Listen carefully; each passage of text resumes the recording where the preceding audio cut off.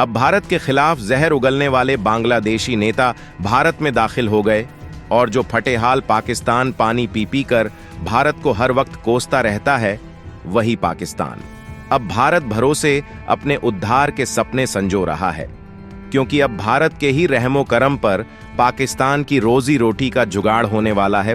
पूरा मामला क्या है, आइए जानते हैं आज की इस इंटरेस्टिंग वीडियो में।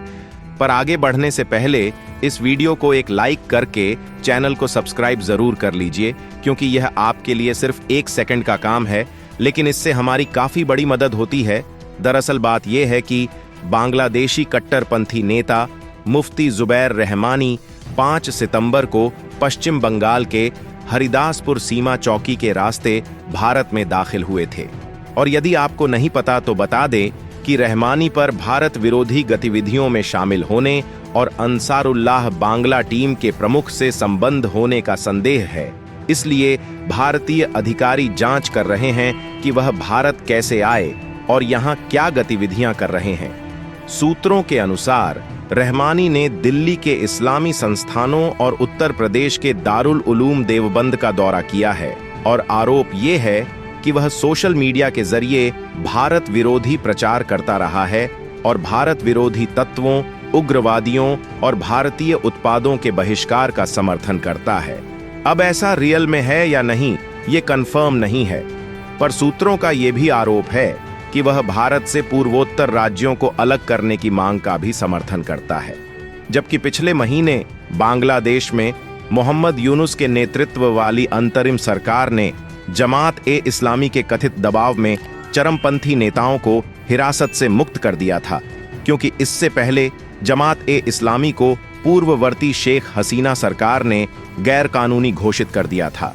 जबकि इससे पहले अंतरिम सरकार के कार्यभार संभालने से पहले ही जमात पर 2 अन्य प्रमुख चेहरों ब्रिगेडियर जनरल अब्दुल्लाहिल अमान अजमी और वकील अहमद बिन कासिम को रिहा करने के लिए दबाव डालने का आरोप लगाया गया था और बताया जा रहा है कि कथित तौर पर दोनों के पाकिस्तान की खुफिया एजेंसी ISI से करीबी संबंध हैं।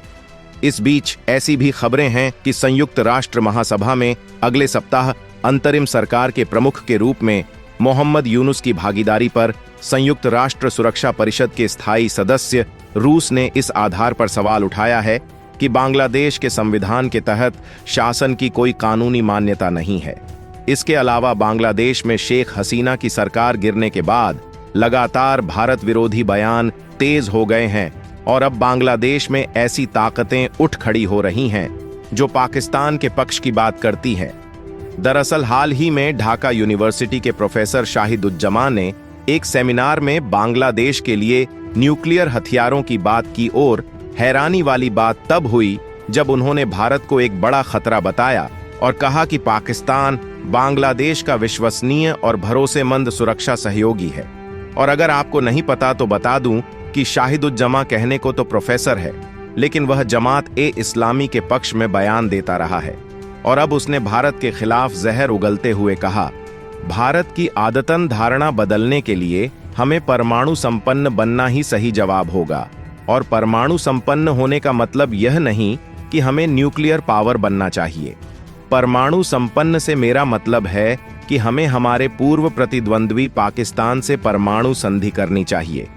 पर दिक्कत वाली बात यह है कि शाहिदुज्जमा यह भूल गए कि बांग्लादेश पाकिस्तान से अलग क्यों हुआ और कहने लगे, पाकिस्तान हमेशा से बांग्लादेश का सबसे विश्वसनीय सुरक्षा सहयोगी रहा है।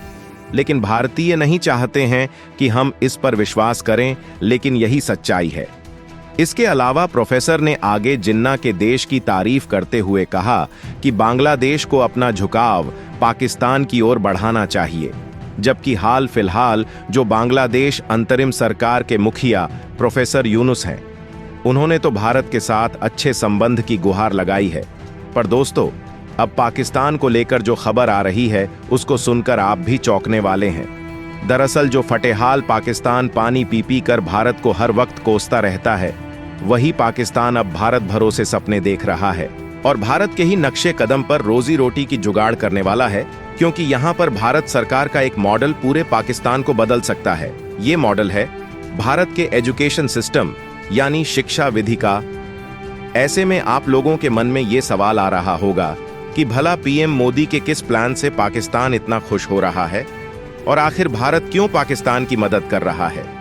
तो आपको बता दें, भारत की मोदी सरकार देश में शिक्षा योजना समाज में सभी के लिए शिक्षा की समझ उल्लास चला रही है, जिसे ग्रामीण क्षेत्रों समेत कई वर्ग के लोगों को फायदा मिल रहा है, जिसे देखकर अब एशियाई विकास बैंक ने पाकिस्तान को भी यही एजुकेशन सिस्टम अपनाने की सलाह दी है।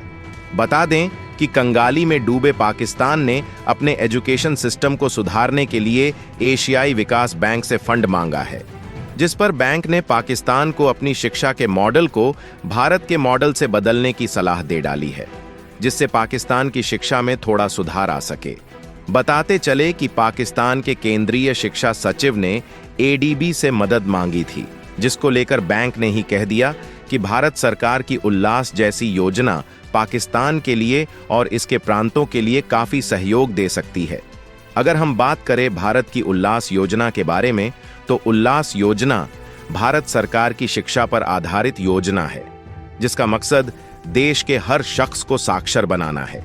ये योजना 2022 से 2027 के लिए लागू की गई है। इसके तहत 15 साल से ज्यादा उम्र के असाक्षर लोगों को प्राथमिक शिक्षा दी जाती है। ये ऑफलाइन और ऑनलाइन दोनों माध्यम में चलती है। इस योजना को स्वैच्छिक सेवा के तौर पर चलाया जाता है और इस योजना के तहत शिक्षार्थियों और वीटी की पहचान की जाती है और उन्हें उल्लास मोबाइल ऐप पर रजिस्टर किया जाता है। इसके अलावा पढ़ाई के सभी सामग्री और संसाधन रजिस्टर्ड स्वयं सेवकों के लिए डिजिटल तरीके से उपलब्ध कराए जाते हैं। बताते चलें, मनीला स्थित रणदाता की यह सिफारिश पाकिस्तान द्वारा शिक्षा प्रणाली में सुधार करने और स्कूल न जाने वाले सभी बच्चों को शिक्षा प्रदान करने के लिए वित्तीय सहायता के अनुरोध के जवाब में आई है। रणदाता के अनुसार एडीबी की सिफारिश है कि सरकार एक रणनीतिक और बहुहितधारक परामर्शी दृष्टिकोण अपनाए, जो भारत सरकार की नई केंद्र प्रायोजित योजना उल्लास जैसी सर्वोत्तम अंतर्राष्ट्रीय प्रथाओं को अपनाए। इसके लिए एडीबी ने इस बात पर जोर दिया कि उल्लास योजना गुणवत्तापूर्ण शिक्षा तक पहुंच बढ़ाने के लिए संघीय और प्रांतीय दोनों सरकारों को तत्काल सहयोग करने की आवश्यकता पर जोर देती है। तो जहां एक तरफ बांग्लादेश पाकिस्तान के साथ अच्छे संबंध बनाने की कोशिश कर रहा है और उसकी आड़ में भारत से रिश्ते भी बिगाड़ सकता है, और बांग्लादेश को शायद ये नहीं पता कि भारत वही देश है जिसकी योजना को एडीबी बैंक ने पाकिस्तान को अपनाने की सलाह दी है। वैसे आपको क्या लगता है, क्या पाकिस्तान को भारत की इस योजना को अपने यहाँ अप्लाई करना चाहिए या नहीं? कमेंट बॉक्स में अपनी राय जरूर दें और भारत से इंटरनेशनल खबरों के लिए चैनल को सब्सक्राइब करें। साथ ही बेल आइकन को भी दबा दें, जिससे नई वीडियो आप तक पहुंचे सबसे पहले। जय हिंद, जय भारत।